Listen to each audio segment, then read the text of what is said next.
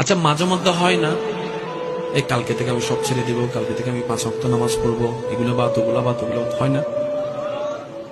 কিন্তু বাস্তবতা দেখা যায় সেটা আর পারা হয়ে উঠে না। সেক্ষেত্রে আমার ছোট্ট একটা পরামর্শ, আগে জিনিসটা একটু বোঝার চেষ্টা করেন। আপনার যখনই মন বলবে যে আমি কালকে থেকে ভালো হয়ে যাব, 5 ওয়াক্ত নামাজ পড়বো, তখন আপনি বুঝে নিবেন আল্লাহর রহমত আপনাকে ডাকতেছে।